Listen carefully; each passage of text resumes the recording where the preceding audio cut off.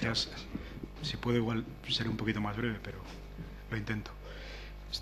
Este es un tema que encaja un poquito en estas jornadas y quizás que sea la solución de calefacción más utilizada en los edificios de vivienda, sobre todo en las ciudades. Entonces yo lo que he estructurado, primero vamos a contar un poquito qué necesidades nos generan las instalaciones de gas, aunque son las calderas, como la caldera está asociada también a las cocinas, yo creo que hay que tener en cuenta cuándo tenemos un equipo y otro y qué es lo que nos van a pedir esas instalaciones. Desde el punto de vista de instalación del aparato, de las tuberías de gas que hay que llegarle y luego el problema fundamental, que yo creo que lo hemos tratado muy mal habitualmente, que es la evacuación de los productos de la combustión. Y cómo en la rehabilitación se nos abre un campo que creo que tenemos que reflexionar juntos para no hacer lo que hemos hecho hasta ahora. La primera parte es quizá muy sencillita, pero yo creo que conviene fijar criterios. Lo primero importantísimo es para qué utilizamos los combustibles, entre ellos el gas. Pues realmente los utilizamos solo para obtener calor, pero para obtener ese calor nos generan dos servidumbres. Primero, el aire de combustión. Además tendremos que ventilar los locales por otros motivos. Y segundo, quizá el más olvidado, hay que evacuar los gases por la cubierta. Esa sería la solución ideal. Solo en edificación existente y para calderas a gas se ha admitido la evacuación por fachada y yo creo que hemos simplificado la situación en demasiadas ocasiones. Otra reflexión también que a veces nos olvidamos, aunque cada combustible tiene sus características, desde el punto de vista de uso, nuestros edificios son iguales. Hablemos de propano, gasóleo o gas natural, todos los combustibles necesitan aproximadamente 1 metro cúbico de aire por kilovatio hora y generan 1 metro cúbico de humos por kilovatio hora. Sobra que añadir en los excesos de aire y demás, pero ¿qué quiere decir? Pues que las rejillas de ventilación debieran ser independientes del combustible que estemos utilizando. Y un dato también a recordar que se pregunta en muchas ocasiones, siguiendo esto, una ventilación directa sería del orden de 5 centímetros cuadrados de orificio por kilovatio que tengan los equipos que haya dentro del local, sea cual sea el combustible. Luego veremos que el tipo de combustible nos va a generar otros problemas. En cuanto a los aparatos, y quizá también voy a seguir utilizando la nomenclatura de la calle, pero que en la redacción del RITE nos ha generado un problema que es de utilizar un lenguaje vulgar en un documento técnico, cuando esto está resuelto de otra manera. Pero bueno, en nuestra situación, como hemos quedado que las servidumbres son entrada de aire y salida de productos de la combustión, lo que hacemos es analizar esos aparatos desde estos dos puntos de vista. Y entonces podemos tener los aparatos que llamamos de cámara abierta, es los que toman el aire de combustión directamente del local donde están instalados. O de cámara cerrada, que tendrán un conducto que hace que el aire de combustión se le aporte directamente del exterior. Eso sería la primera parte. La segunda, la evacuación de los productos de la combustión. Pues podremos tener dos soluciones, que se haga por tiro natural, simplemente pensemos que los humos son aire caliente, el 79% del aire es nitrógeno, luego el componente mayoritario de los humos son nitrógeno y podemos pensarlo simplemente así, como aire frío, aire caliente. Bueno, pues el aire lo podemos evacuar de manera natural o de manera forzada. Y entonces, con esto nos encontraríamos los aparatos que vulgarmente hemos llamado atmosféricos, o los aparatos de tiro forzado. Y la tendencia actual, evidentemente, lo que llamamos aparatos estancos que cogen directamente el aire exterior y lo sueltan al exterior. A la hora de clasificarlos, y esto sí tendremos que tenerlo en cuenta desde el punto de vista técnico, llamamos aparatos tipo A aquellos que no podemos conectar a un conducto de evacuación de humos. Claramente, una cocina. Una cocina necesitamos que la llama esté abierta, en el aparato de cocinado que esté abierto en el local. A partir de ahí las calderas serían aparatos conectados que pueden tener un conducto que va a sacar los humos fuera del local. Eso se llaman aparatos tipo B. Y los que cogen el aire desde el exterior serían los tipo C. Entonces, en toda la reglamentación, lo que llamamos estanco nos tendríamos que acostumbrarnos a llamarlo tipo C. Y la cocina sería tipo A y la reglamentación así lo va a estructurar. Bueno, entonces ahora pensemos qué servidumbres nos imponen. Bueno, pues el más sencillo, el aparato de cocinado. Pues el aparato de cocinado necesitamos que la rejilla esté en la parte de abajo, porque lo que va a hacer este equipo es coger el aire del local, quemarlo y dejar los productos de la combustión dentro del propio local. No podemos tapar, o sea, no le podemos poner un conducto para evacuarlos fuera, necesitamos que esté libre. Luego lo que se va a generar es una zona de productos de la combustión dentro del local y el local lo tendremos que complementar con una rejilla que deje que se produzca el movimiento natural y tendrá que ser entrada de aire inferior, salida de los productos de la combustión superior. Lo más habitual en la edificación pues sería no fiarnos de una rejilla a la propia fachada, sino dotar a las cocinas de un conducto que nos lleve estos humos hasta la cubierta. Además tendríamos más tiro, es una solución mejor. Bueno, ¿qué sucede si ponemos solo la rejilla superior? Pues que ahora no tenemos garantía de que el movimiento de los humos en la cocina se va a producir de esa manera. O sea, realmente la entrada debe de estar en la parte inferior, y esto evidentemente sabemos que nos genera unos problemas de disconfort importantísimos, pero si no distorsionamos el movimiento natural del aire en la cocina. La salida sería esta, o bien hasta cubierta o bien a fachada, pero entrada con una altura máxima y salida con una distancia al techo mínima, y aparte de eso también una altura suficiente para que se produzca este movimiento. Otro detalle también importantísimo: se está contaminando el aire de la cocina y es inevitable. Luego, donde pongamos aparatos tipo A, necesitamos que tengan un volumen mínimo. Y también, aunque se puede afinar, miraríais la reglamentación para ajustarlo mejor, pero yo creo que es mejor retener solo muy pocos datos. Bueno, pues muy poco dato es 1 metro cúbico por kilovatio. Si hemos quedado que necesitaba esta cantidad de aire, bueno, pues tomamos ese valor, y ese es un valor sencillo. O sea, el volumen de las cocinas tendrá que ser como mínimo en metros cúbicos la potencia que instalamos en equipos de cocinado. Además, estos aparatos no suelen tener seguridad por falta de llama. Típico, cada vez se les está exigiendo más, pero bueno, la situación clásica, pues no sé, poner a cocer la leche, me marcho, se me olvido, sale la leche, se apaga el fuego y sigue saliendo gas. Bueno, pues como motivo de seguridad, al gas se le añade un odorizante para que nosotros detectemos este riesgo. Bueno, ¿y eso cómo lo disipamos? Pues con lo que se conoce ventilación rápida, que es obligatoria cuando haya equipos que no tengan seguridad por falta de llama. El usuario lo que va a hacer es no tocar nada, no apagar la luz, no encenderla, y abrir la ventana para disipar este problema que se nos ha generado por la falta de seguridad de ese equipo. Una solución importante puede ser, que nos pueda permitir desplazar la entrada de aire, sería dotar las instalaciones con una campana extractora. Ahora sí nos podemos asegurar que, aunque la rejilla no esté a ras de suelo, va a ser la campana la que provoque de manera forzada este movimiento de los productos de la combustión. Bueno, pues es una seguridad añadida. Ya esto sería las servidumbres que nos va a meter las cocinas, que son evidentemente más exigentes que en el caso de las calderas. Si utilizamos calderas, ya pasamos, son aparatos tipo B, son aparatos conectados, necesitan obligatoriamente un conducto que saque los humos fuera del local. Pues ahora ya la altura de la rejilla ya no es tan importante. Si la chimenea funciona adecuadamente, la chimenea se comporta como un aspirador, sea con tiro natural o sea con tiro forzado, con lo cual ahora la posición de la rejilla deja de tener tanta importancia. Habitualmente se habla de que esté por debajo de la altura de los quemadores, pero evidentemente si el sistema funciona adecuadamente, vamos a tener seguridad que los humos salen fuera del local. Entonces, la altura ya no es tan importante. Necesitamos entrada de aire y evidentemente salida de los productos de la combustión. La posición estricta depende de los aparatos que antes hemos mencionado tipo A. Y ahora todavía un avance más en los equipos, que yo creo es a lo que ya vamos todos. La propia reglamentación nos lleva ahí. Digo, ¿para qué? ¿Cómo podemos aumentar la seguridad? Pues simplemente haciendo que este equipo no toque para nada el aire del local. Entonces se le dota de un conducto que coja el aire directamente del exterior y saque el aire directamente a la cubierta. Pues bueno, esta instalación ya no tendría servidumbres de ventilación. Él va a funcionar de manera continua. Otra cosa es que luego en estos locales se produce cierto calor y nos interesa que también haya ventilación, pero por otros motivos. Bueno, todo esto ha funcionado adecuadamente, pero ¿qué sucede si tenemos una fuga de gas? Y ahora ya no depende del aparato. Se supone que si la instalación está bien realizada, bien inspeccionada y bien mantenida, esta fuga no se va a dar nunca. Pero si en algún caso se diese, ¿qué sucede? Pues ahora ya no es lo mismo, lo que hemos hablado sería común para cualquier gas, ahora ya no es lo mismo que sea un gas licuado del petróleo, propano, o que sea gas natural. Ahora hay que analizar cuál es su densidad respecto al aire. Entonces nos encontramos que el gas natural pesa aproximadamente 0,6 veces la densidad del aire. Luego, ¿qué va a suceder? Una fuga de gas natural va a ir hacia la parte superior del local, mientras que una fuga de gas licuado del petróleo, de propano, como pesa más que el aire, va a intentar ir hacia abajo. Y digo cuidado, porque en el primer momento de la fuga lo que suele suceder es que, como el interior del local está más caliente, se está generando un tiro natural, sigue habiendo entrada de aire, y hasta que no se reduzca la temperatura le va a costar más evacuarse. Pero evidentemente, desde el punto de vista de seguridad, ya no estamos hablando para el funcionamiento de los equipos, habrá que pensar en rejillas o bien en la parte superior cuando sea gas natural, o bien en la parte inferior, que como veis son mucho más pequeñas que las de ventilación. No están pensadas para aportar todo el aire de combustión, sino disipar un problema que tengamos en la instalación, que puede ser, podríamos hablar de 50 centímetros cuadrados, cosa mucho más pequeña.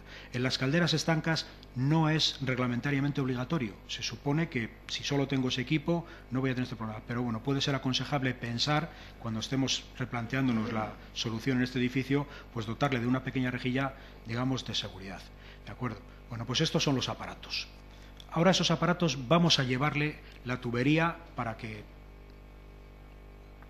podamos obtener el calor que queremos de ellos. Y ahora hay que pensar que estamos hablando de combustibles gaseosos. Entonces, si a los combustibles gaseosos les aplicamos la ecuación de los gases perfectos, P por V partido T igual a constante, nos olvidamos de la temperatura, que va a ser uniforme en todo este desplazamiento, pues lo que nos sucede es que cuanto mayor presión tengan, menor volumen ocupan. Entonces, ¿qué sucede? Desde el punto de vista económico, nos interesan las altas presiones, porque todas las redes de gas son más baratas, son tuberías mucho menores. Al igual que en la electricidad, nos la transportan en alta tensión hasta que entra hacia las ciudades para tener menos pérdidas, en el gas sucede lo mismo. Pero claro, cuanto mayor sea la presión, una pequeña fuga en mi tubería va a ser peligrosísima. O sea, la masa de gas que se va a escapar puede ser enorme. Entonces, lo que va a suceder en toda distribución de gas es que cuando nos vayamos acercando a los puntos de consumo, lo primero que hacemos es reducir presión para reducir el riesgo. Entonces, esta podría ser, por motivos económicos nos interesan las presiones altas, por motivos de seguridad nos interesan las presiones bajas. Bueno, pues todas las redes que vengan por zonas del campo pues pueden estar incluso hasta 70 bar. Y luego, cuando nos acercamos a las ciudades, nos encontramos con dos tipos de redes. Las redes industriales, que pueden trabajar hasta 16 bar, y las redes domésticas, que serían hasta 5 bar. Lo que quiere decir que cualquier instalación en cualquier edificio, lo primero que va a haber es un elemento que reduzca la presión. Dice, tengo una presión fuera de mi edificio, pero no me interesa que él tenga alta presión dentro de mi edificio por un problema de seguridad. Bueno, pues por ley, la presión a la cual puede entrar el gas dentro de los edificios sería como mucho 2 bar. Pero por coherencia de seguridad, pues hablamos normalmente de presiones de 0,1, 0,15 bar, lo más bajas posibles para que la instalación sea segura y que nos permitan un tamaño de tuberías que tampoco sean exageradas. Bueno, pues ese suele ser el orden. Y luego, cuando entramos en los locales, hay todavía una última reducción que nos baja a la presión de uso de los aparatos domésticos de gas, que suelen dar por los 22 milímetros. Es un poco más baja, 17, pero le damos un margen para que pueda funcionar bien el aparato. Os encontraréis con localidades, este sería un ejemplo típico de Bilbao, que regulamos a 100, pero os encontraréis con localidades que incluso esta regulación a 22 milibar la sacan fuera del edificio. Entonces, ¿cuál será la diferencia? Pues que depende de en qué ciudad estéis haciendo el proyecto, os encontraréis con tuberías más gordas o más delgadas en función de la presión de suministro que tenga la compañía suministradora. Será lo primero a preguntar, pero evidentemente el punto final sería, digamos, los 22 milibar de uso de los aparatos que hemos visto antes.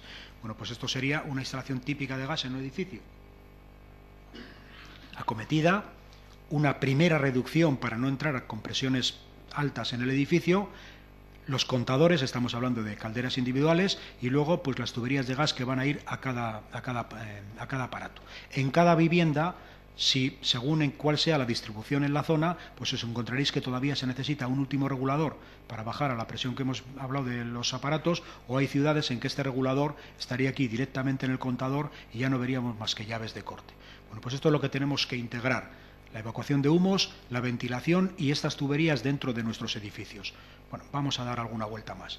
Lo primero, siempre, entonces, el armario de regulación, que lo que va a hacer es reducir la presión de la red de distribución a la presión que vamos a utilizar en nuestro edificio. Y normalmente cada ciudad tiene su estandarización. Este es un modelo pues típico en Bilbao, que está diseñado con nuestros criterios, entonces será el primer equipo. Pues primer elemento, que yo creo que ahora, y todos sabemos los desastres que estamos cometiendo con las instalaciones, no solo el gas, telefónica, electricidad, vemos cables y tubos colgados por todos los edificios, lo cual es un desastre. Pues cuando nos enfrentemos a una rehabilitación, yo creo que lo primero que hay que pensar es qué tenemos en fachada y cómo lo absorbemos también en la rehabilitación, no solo los problemas propios del edificio, sino también estéticamente cómo lo integramos. Bueno, pues en obra nueva se buscan soluciones que quizá también habrá que pensarlas en la rehabilitación, cómo integramos estos equipos ahí dentro.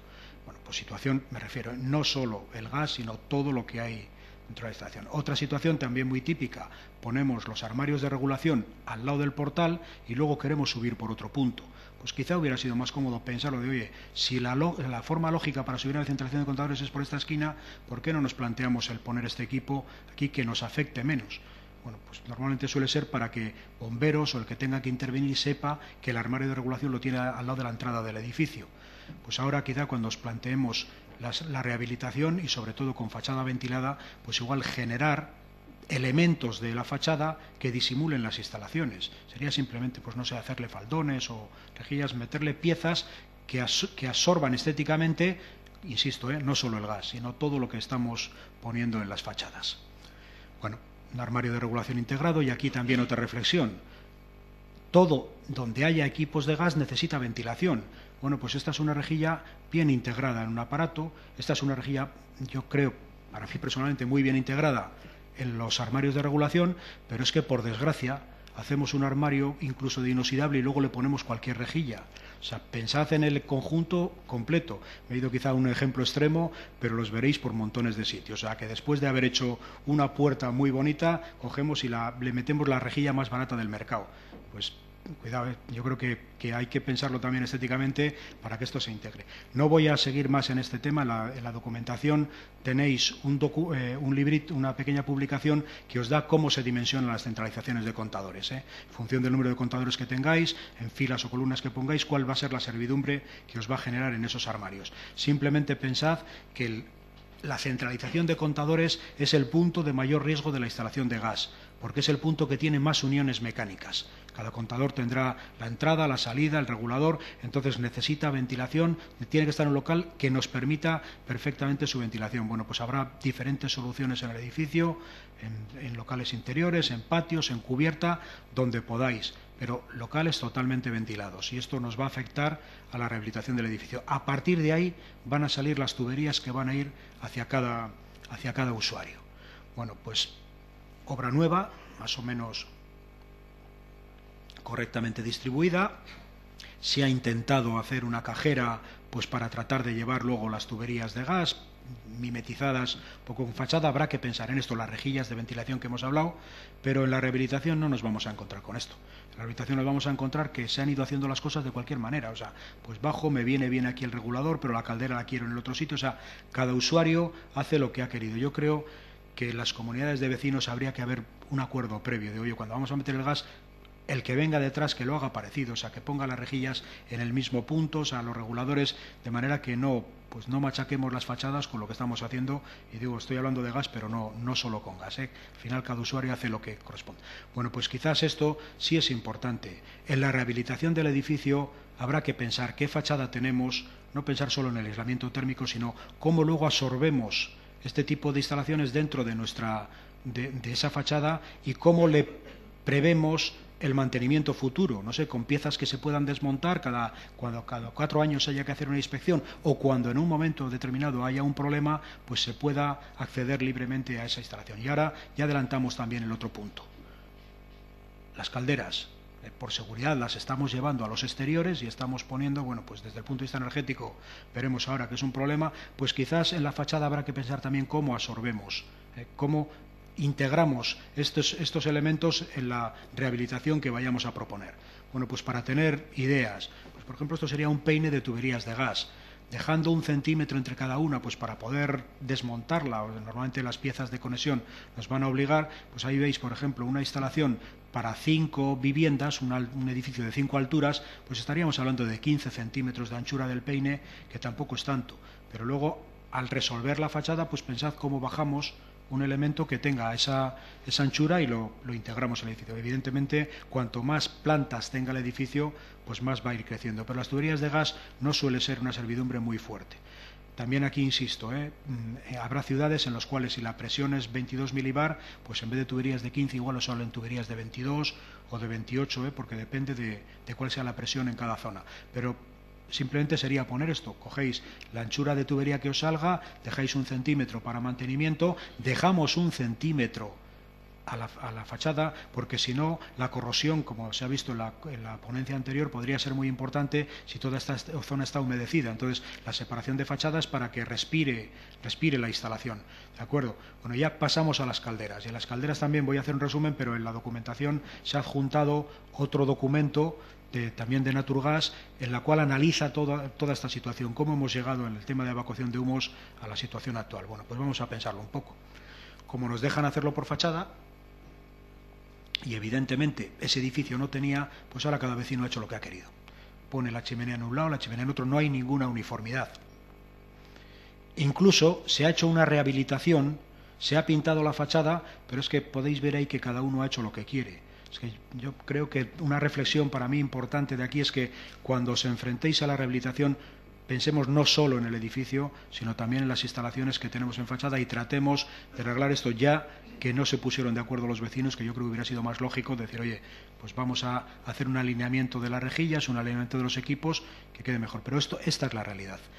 También el otro tema, aunque estamos en una situación de fachadas ventiladas, pues hay edificios que no lo van a permitir, según de qué año sea la estética. Bueno, esto para mí es un ejemplo clarísimo de a dónde hemos llegado. Esa es una chimenea y mira por dónde saca la caldera. Digo, es que nos hemos olvidado que los humos tienen que salir por cubierta. Bueno, pues nos lo van a recordar, porque resulta que ahora la tendencia por eficiencia energética es ir a calderas de condensación, y eso es lo que hasta ahora no hemos visto. Pero cuando los humos salgan prácticamente en el punto de rocío, el mejor trazador va a ser el propio vapor de agua de la combustión. Lo que hemos visto al principio, el CO2, o sea, el carbono producía CO2, pero el hidrógeno produce vapor de agua. Y como están saliendo los humos por eficiencia energética lo más fríos posibles, en días fríos el penacho de humo se ve. Y lo que el vecino hasta ahora no veía con las calderas anteriores, lo va a empezar a ver. Con lo cual, si la evacuación por fachada sigue siendo legal, solo, insisto, para calderas de menos de 70 kilovatios, solo para gas y solo para edificación existente, pues yo creo que nos debemos enfrentar a la rehabilitación también. Aquí hay un paño estupendo que nos podría permitir una solución conjunta. Pues ahora ha puesto el vecino, ha puesto la caldera aquí, seguramente el de arriba la querrá poner ahí. Bueno, pues digamos una zona para la evacuación de los productos de la combustión. En el mercado hay producto. Hay un producto que puede ser o evacuación colectiva. Ahí veis, serían soluciones para calderas estancas, en lo cual la caldera coge el aire del exterior y simplemente con tubos concéntricos pues lo manda a cubierta. O incluso en la propia chimenea se genera la entrada de aire, no la coge ya ni desde el exterior. O sea, lo que hacen es, esta sería la entrada de aire a todos los elementos y esta la salida. Bueno, pues ver cómo podemos integrar este elemento en nuestro edificio. Evidentemente, si es en patios no habrá problemas, en fachadas exteriores esto es bastante más crítico. Las ordenanzas es muy probable que no nos lo permitan. Y otra solución que a mí me parece técnicamente más cómoda es, en lugar de ir a chimeneas colectivas, pues ir a chimeneas individuales. Entonces cada usuario tendría su propio elemento, con entrada de aire y salida. Bueno, pues aquí veis soluciones de integración de chimeneas colectivas en un edificio, bueno, pues pensando en cómo lo integramos en la fachada y evidentemente de qué año es el edificio, cómo podemos resolverlo, formas toma de aire, salida de los productos de la combustión, y este sería el funcionamiento pues totalmente con calderas individuales. Un aspecto importante, si vamos a las calderas de condensación, la recogida de condensados es crítica. Muchas veces nos hemos olvidado de ella, pues entonces las soluciones que pensemos tendrán que ser también con la recogida de condensados y no tirar condensados ácidos contra la fachada, o sea, de alguna manera llevarlos al desagüe. De momento no hay normativa, se dice que los jabones lo neutralizan, pero quizás no. Habría que pensar en una recogida colectiva de los condensados de las calderas y neutralizarlos antes de tirarlos al desagüe. Estas soluciones ocupan menos que las tradicionales de los SUN y este es un SUN incompleto, porque en la última planta todavía aquí le faltaría otra pieza. Bueno, pues como son con tiro forzado, se necesitan secciones bastante menores. Entonces, podría ser típico una salida de 8 centímetros, 80 milímetros. Pues aquí veis una solución en patio en el cual serían chimeneas individuales. Y otro tema también para facilitarnos la labor. Las calderas de condensación, como tienen la salida de humos a menor temperatura, se le permiten que las chimeneas no tengan aislamiento, hombre, siempre y cuando tengan a cierta distancia a ventanas o a personas que puedan tocar una superficie caliente. Ya no es tanto el calor que generan, entonces nos permiten elementos más sencillos. El material será más caro, será acero inoxidable o plásticos especiales, pero las secciones serán menores. Bueno, pues aquí veis una solución yendo por la caja de escaleras, y esto mismo podríamos pensarlo en cómo nuestra fachada absorbe este conjunto. Tampoco es tanto. Vamos a suponer que tenemos un peine, pues no sé, de de seis viviendas, pues entonces lo que sería, evidentemente más que el de gas de antes, pero estaríamos hablando de una servidumbre de 80 centímetros de salida, 90 dándole 1 centímetro de respiración y de 530 de ancho. Bueno, pues esto será algo que tendremos que pensar en cómo lo absorbemos en fachada. Y ya la reflexión final,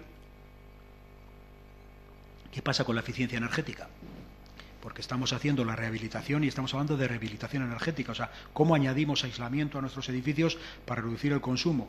Evidentemente, el consumo del edificio es la demanda del edificio entre el rendimiento de las instalaciones. La actuación sobre la fachada es reducir la demanda y además a mí me parece que es el punto crítico. O sea, si el edificio demanda poco, el edificio consumirá poco. Si el edificio demanda mucho, ya le puedo poner la mejor instalación del mercado que va a consumir mucho. Entonces, primer paso, reducir en la medida de lo posible todo lo que se pueda la demanda del edificio. Pero luego, ¿qué hacemos con las instalaciones? Como hemos hablado que desde el punto de vista de seguridad nos interesa que el gas esté fuera, pues esta es la tendencia actual. Nos estamos sacando las calderas a las terrazas. ¿Habéis desmontado alguna vez una carcasa de una caldera individual? ¿Tiene algún milímetro de aislamiento? O sea, hemos estado años discutiendo si las calderas estaban preparadas para el exterior desde el punto de vista eléctrico, si tenían la IP65, no, si es que no están pensadas para el exterior porque ni tienen aislamiento térmico. Luego lo que estamos llevando es el elemento de mayor producción de calor a la terraza. Desde el punto de vista de eficiencia energética esto es un desastre. Entonces lo que habrá que pensar, seguramente cuando se piense en la rehabilitación de los edificios, evidentemente por seguridad se ha hecho esto, bueno, pues también pensemos en cómo cubrimos, y será labor de, yo creo que de todos,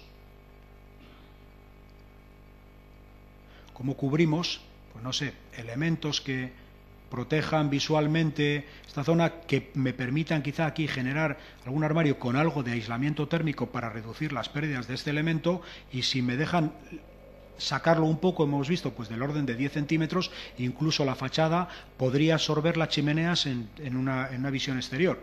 Evidentemente, claro, depende de qué año sea. En los centros históricos esto sería implanteable, pero en todo lo que se hizo desde los años, no sé, 50 hasta las primeras implantaciones del aislamiento térmico, norma del 79, que yo creo que por desgracia no se empezó a cumplir casi hasta el 90, bueno, pues ahí hay un periodo de edificación enorme que sí nos puede dar juego estético y desde luego juego técnico para resolver esto.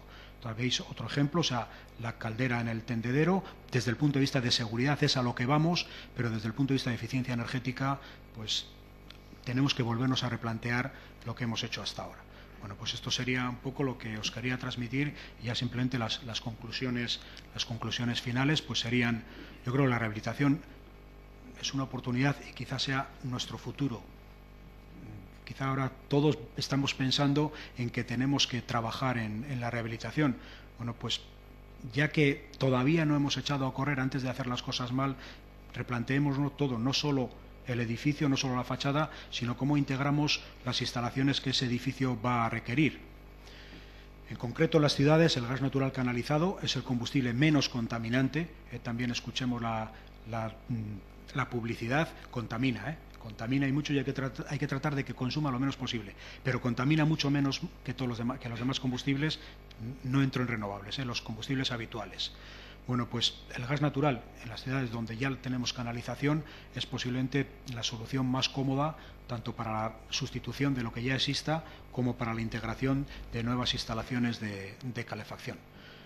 Yo creo que es labor de todos nosotros, arquitectos, ingenieros, instaladores, de pensar en cómo hacemos las cosas a partir de ahora mejor de lo que hemos hecho hasta ahora, y pensar en cómo en las soluciones constructivas integramos las instalaciones en las fachadas de nuestros edificios. La fachada ventilada posiblemente sea una de las formas más cómodas de poder absorber esto. O sea, tener que rehacer la fachada que ya existe respetando la estética nos va a dar otros problemas, pero la libertad que nos concede la fachada ventilada nos puede dar soluciones importantísimas en esto. Y otro agente implicado en este caso, que también se lo tiene que replantear, serían ordenanzas municipales, las normativas, los reglamentos, cómo permiten ciertas licencias pues para dejarme alguna libertad en poder hacer estas cosas. No sé, o me tienen que dejar que mi edificio vuele un poco más en algunas zonas, no sé cómo computar la superficie útil a la superficie construida para permitirme patinillos de instalaciones. Lo que pasa es que como estamos en un país de hecha la ley, hecha la trampa, yo estoy convencido que me dan 4 metros cuadrados más para patinillos de instalaciones y al cabo de un año acaba siendo un trastero. O sea que yo creo que esto es labor de todos, pero evidentemente la administración nos tiene que dejar más libertades para poder integrar esto. No sé, ejemplos, pues aquí tendríamos, veis ya las calderas en fachada, el patinillo de instalaciones, pues sería simplemente en el caso de fachada ventilada, pensad dónde va a ir la instalación. Esto ya tendría que ser una solución diferente, perforada, o sea, que me permita que esto respire bien, que lo pueda llevar mantenimiento, e incluso habrá casos en que tenga que prever la separación física. No vaya a ser que justo un poco más acá tenga rejillas de ventilación, ponga esto totalmente tapado y un problema en esta tubería me acabe apareciendo donde no quería. Hay que plantear la solución de la fachada teniendo en cuenta qué es lo que estamos llevando. No sé, ahí veis, pues cada uno ha ido sacando, pues es un edificio que seguramente permite una integración muy cómoda de chimeneas por zonas. Pues en la chimenea habrá que tener que la servidumbre pues ya no es la del tubo de gas, es un poco mayor, pero pensad en integrarla. Y al mismo tiempo que pensamos en esta, pensemos también, aunque no es el tema de hoy, pues en otras instalaciones como telefonía, electricidad, antenas o lo que corresponda. Gracias.